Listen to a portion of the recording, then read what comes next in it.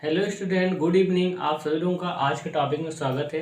दोस्तों, जैसा कि पेरेंट्स मीटिंग में अक्सर पेरेंट्स की कंप्लेन कुछ होती हैं, आज हम उसी के पॉइंट ऑफ व्यू से बात करेंगे कि बच्चों के पढ़ाई में क्या केवल टीचर्स का रोल है या पेरेंट्स की भूमिका है। तो हम इसे समझेंगे, अच्छे समझेंगे कि क्या रोल होना चाहिए पेरेंट्स का या टीचर का बच्चों के एजुकेशन में। और कुछ इंपॉर्टेंट पॉइंट जिस पे बहुत बड़ा ये इशू था कि ऑनलाइन बच्चे पढ़ाई करते हैं, उसका रिस्पांस क्यों नहीं आ रहा है, कैसे पढ़ें, क्या करें, पढ़ना चाहिए कि नहीं पढ़ना चाहिए, और बाकी पॉजिटिव एटमॉस्फेयर का रोल क्या है और ग्रुप स्टडी का रोल क्या है। तो हम इसी पे बात करेंगे। तो देखो, सबसे इम्पोर्टेंट है कि ऑनलाइन पढ़ाई करें या ना करें, और करें तो कैसे करें। तो देखो, आज ऑनलाइन का पूरा एक एटमॉस्फेयर बन चुका है। आज दुनिया का हर एजुकेशन आप ऑनलाइन से पढ़ सकते हो, लेकिन वो प्रॉब्लम ये है ना कि आपकी लेवल के हिसाब से आपकी मेच्योरिटी नहीं होती है। और बच्चे अधिकांश क्या करते हैं कि पैसिव लर्नर बन के पढ़ाई करते हैं, बेड पर सो गए हैं और अपना मोबाइल देख रहे हैं, पढ़ रहे हैं। यूट्यूब पे बहुत अच्छे अच्छे टीचर हैं, इसमें कोई डाउट नहीं है, लेकिन आप एक्टिव लर्नर बनो ना।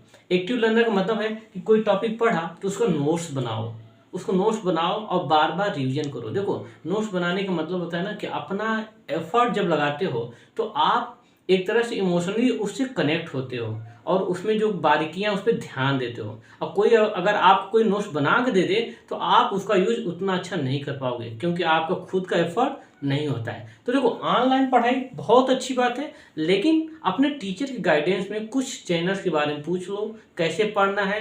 तो उसमें सबसे इंपॉर्टेंट है उसका नोट्स बनाओ। कोई भी टॉपिक पढ़ो, एनी वन टॉपिक, उसका नोट्स बनाओ, क्योंकि नोट्स ही एक ऐसा अंतिम विकल्प होता है जो कि आपको रिवीजन करने में अ, आसानी कराता है। और आप बार बार रिवीजन करोगे तो आपका नॉलेज का लेवल क्या है, बढ़ता जाएगा। रिवीजन बहुत मस्ट है। एक चीज़ को आप 10 बार पढ़ो और एक चीज़ को 10 जगह से पढ़ो तो उसमें अंतर आ जाता है। तो आप एक ही बुक को लगातार पढ़ो, एक ही चीज़ को लगातार पढ़ो, तो आपका परफेक्शन बदलता जाता है, आप में परफेक्शन आता जाएगा। उसके बाद पॉजिटिव एटमॉस्फेयर। तो पॉजिटिव एटमॉस्फेयर कैसे जनरेट होगा। तो आप पेरेंट्स का बहुत कंप्लेन होता है कि बच्चा स्कूल में आता है, पढ़ता है, फिर भी रिस्पांस अच्छा नहीं होता है। तो पेरेंट्स को ध्यान देना चाहिए कि बच्चा स्कूल में 4 से 5 घंटा 6 घंटा के लिए जाता है, बाकी 18 घंटा तो आपके साथ रहता है, आपकी एक्टिविटी से वो प्रभावित होता है। तो आप अपने परिवार के एटमॉस्फेयर, अपने सराउंडिंग एटमॉस्फेयर को कैसे बेहतर करें, बच्चे का मिलना जुलना, उठना बैठना कैसे आप उसको निर्धारित करें कि वो अच्छे लोगों के संगति में हो, अच्छे लोगों से बात करे, अच्छे लोगों से उसे कुछ मोटिवेशन मिले, ऐसे लोगों से उसे मिलवाएं, उसकी गेट टुगेदर कराएं। हम बच्चों को केवल बस बस ये नोटिस करेंगे कि बच्चा कितना पढ़ रहा है, क्या पढ़ रहा है, स्कूल जा रहा है कि नहीं जा रहा है, तो इससे कुछ नहीं हो पाएगा। ये तो करने के साथ साथ हमें ये भी ध्यान देना होगा कि बच्चा का संगत किसके साथ है और बच्चा कैसी एक्टिविटी कर रहा है। तो अगर हम इन सब बातों पर ध्यान देंगे, बच्चे को सकारात्मक रूप में आगे बढ़ाएंगे, हर एक चीज़ को शेयर करेंगे, तो निश्चित है बच्चा अपना बेहतर करने का प्रयास करेगा। उसके साथ साथ ग्रुप स्टडी का इम्पोर्टेंस बहुत अधिक है। बच्चों को प्रयास करना चाहिए कि उनका कोई ग्रुप हो, 2-3 का ग्रुप बन जाए, और उस ग्रुप में ये होता है कि एक सकारात्मक वे पैदा होती है, क्योंकि बच्चा कोई पढ़ कर आता है, कोई नहीं पढ़ के आता, तो उसको लगता है कि यार ये तो पढ़ कर आया है, क्वेश्चन मुझसे पूछ रहा है, मैं इसे कैसे फेस करूं। तो एक सकारात्मक एटीट्यूड पैदा होती है, और सकारात्मक एटीट्यूड ही आपको आगे बढ़ाने में बहुत बड़ा रोल निभाती है।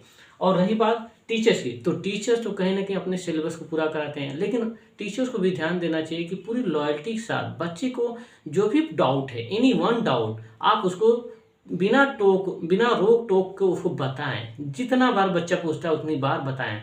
जिस डायमेंशन से बच्चा समझना चाहता है उस डायमेंशन से समझाएं।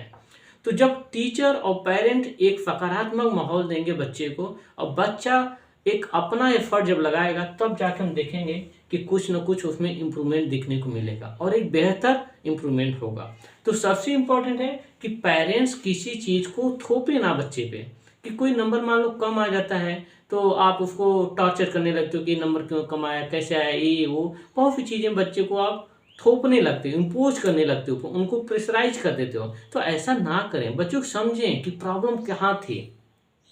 और पेरेंट्स मीटिंग जब रखा जाता है स्कूल में, तो आप जरूर उसको अटेंड करें ताकि पता चले, और बच्चे के साथ अटेंड करें ताकि पता चले कि बच्चे की प्रॉब्लम क्या है, पेरेंट्स क्या शिकायत करें, टीचर की क्या उसमें राय है, तो आपस में जब हम लोग कोऑपरेट करेंगे, बच्चा, मैनेजमेंट, टीचर और पेरेंट, तो उसका सकारात्मक रिजल्ट हमें देखने को मिलेगा।